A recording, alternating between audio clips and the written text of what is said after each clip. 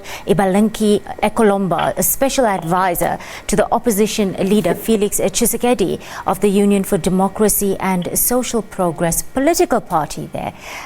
Good afternoon, sir, and thank you for your time on the SABC News Desk. Tell us, what's your party reaction at this juncture to the statement by President Lungu suggesting a government of national unity for the DRC? Well, thank you for having us. Our first view is that as a party, we completely reject that statement, and we found it to be quite unfortunate. Because first, it does undermine the sovereignty of Congo.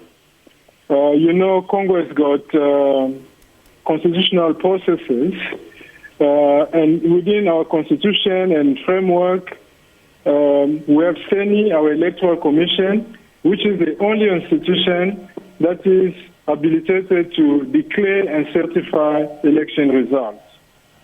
Okay, so the constitution also does allow for people to contest the results. Then they take it to court. So that's a process we're undergoing at the moment. So some people that lost the election went to the court, and that's legitimate. So we see it completely out of context that President Lungu, I'm not saying SADC, I'm saying President Lungu in particular, will call for government of national unity and all kinds of things, referring to the Catholic bishop and so on. This clearly undermines the constitution and the sovereignty of the DRC. The Fayulu camp has gone to court to file a formal complaint against the result. How do you respond to that?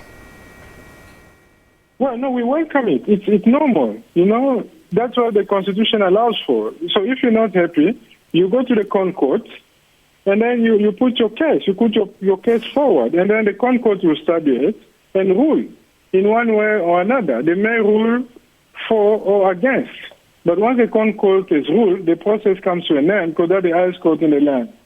So we welcome it. In fact, we want that. We're very happy they did it so we can bring to finality this matter, because the country needs to go back to normal. The people of Congo want to enjoy and benefit their victory.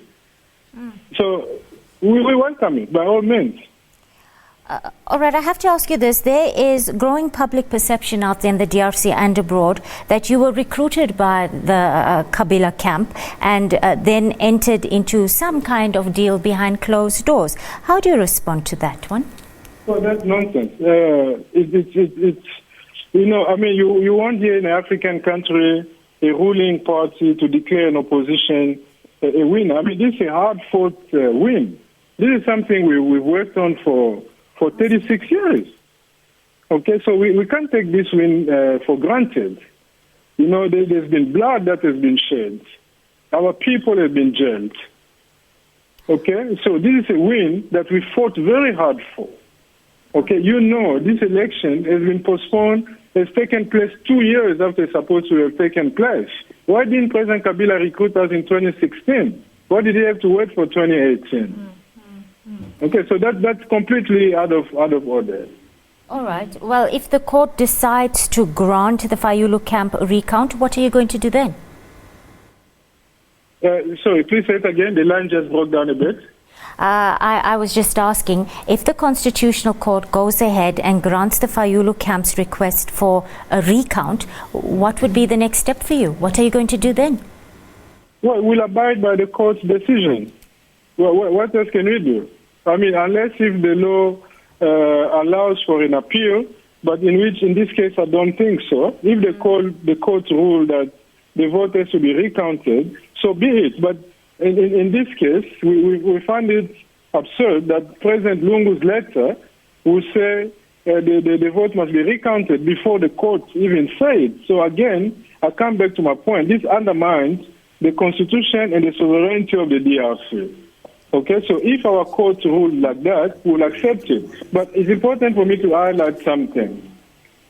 In Zambia, last year or the year before, in the last election, there was strong contestation of the results. But we haven't seen a government of national unity in Zambia. That did not happen. That's number one. Number two, we did not see a recount of the votes in Zambia. Okay, so why would Zambia call for the same to happen in the DRC?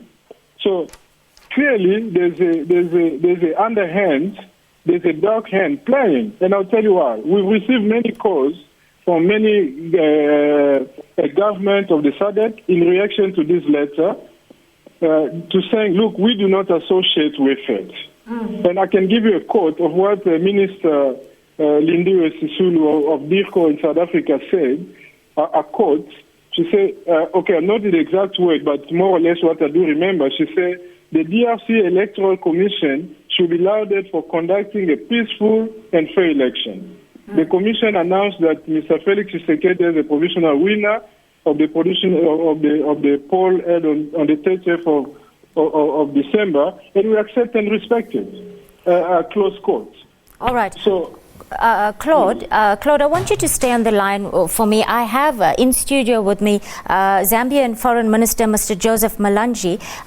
Minister, you've just heard Claude say that he's not going to buy into this government of national unity. What's the next step for SADC at this point? We need all the people at the party, at the table for this to work out. Well, to start with, like I alluded to in my preamble, I said I would not want to go into further details on that matter specifically because it will be contemptuous, seeing as it is in court. Two, I would like to make mention to my dear comrade that President Lungu, at no point did he refer to say we should have a recount of the votes because, like I said, certain decisions have to be made under the Congo Constitution. That's why I said some of the decisions will be made under the sovereign jacket by the Democratic Republic of Congo and its people. At no point had President Lungu indicated to any stakeholder that they should recount the votes. What President Lungu gave was an option, that if there is room for other stakeholders to have an inclusive government. This is a position which he consulted with to start with. He was not speaking as the Zambian head of state. He was speaking as the chair of the Organ on Peace and Security. He had consultations with quite a good number of heads of state in the region, and the indication for inclusive government is an idea thrown to the victor and not a directive. Claude, if you're still there, you just heard the minister say that President Lungu, he didn't say that there must be a recount of the vote. I just want to ask you this, Claude, your response to what the minister has just said. And do you feel you were consulted widely enough by SADC or thoroughly enough by SADC on this proposed government of national unity? You tell us. Well, first, I hear what the minister said. But the letter is there. I mean, the document is there for all to see, unless if we're reading from different documents. Okay? So on the second page of that document, okay, if we say the recommendation, let's leave it at that. Okay? So and then we're also not against an idea of any kind of government of national unity. Okay? Because we're looking, President Tshisekedi wants to do an all-inclusive government in any case. He wants to do a national building. But that is a process that will have to unfold. We can't start talking about that as a must and also as a kind of a condition before even the court processes are finished.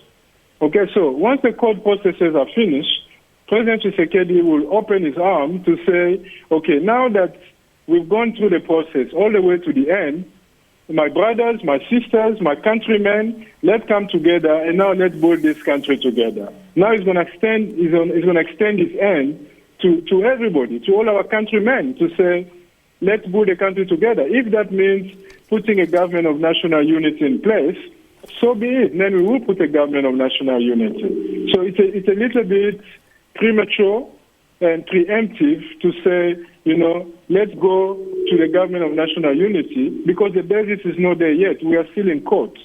So let's finish the court processes and then we start with our nation building. If it means that government of national unity, we'll do it. Claude, we all want to see peace in the DRC. Would you welcome South African mediation efforts at this juncture? No, absolutely. South Africa has always been involved in the affairs of Congo. Okay, and in any event, we're already talking to the South African government. Okay, we're not in government yet. We just have a president-elect, but we're having, let's call it, informal discussion. Okay, so we are open, we are willing for the South African government. In fact, we invite them to be involved once more. You know, South African involvement has not started today in the Congo. You know, you can trace it back to 1996. When President Mandela already hosted former President Mobutu and Laurent Kabila in Utenika in Congo-Brazzaville. So South Africa has always consistently been next to the Congolese people, especially in times of trouble. So we welcome South Africa's intervention or mediation, if need be or when the time comes. All right, thank you, Claude Ibalanky Ekolomba, Special Advisor to Opposition Leader Felix Tshisekedi of the Union for Democratic and Social Progress. I do appreciate you sharing your time with us on the SABC News Desk. Minister, you've just heard from the Tshisekedi camp. From what you've just heard, how will this impact now on SADC efforts to take the suggestion for the Government of National Unity going forward? Very quickly, we are running out of time. Thank you very much. The route we are all taking is the mediation which South Africa is talking about, because to start with, for Zambia, you know, this is a country which has got a border with the Congo of 1,930 kilometers. So their concern is our concern.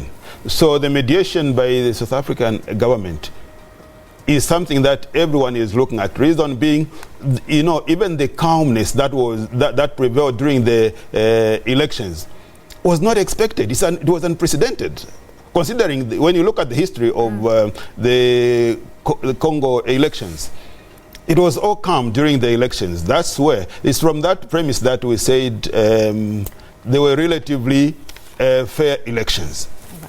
Thank you. Minister, thank you so much for your time. I'm afraid we'll have to leave it there. Do stay locked on to the SABC News channel. I'll bring you more at the top of the hour. Don't go away.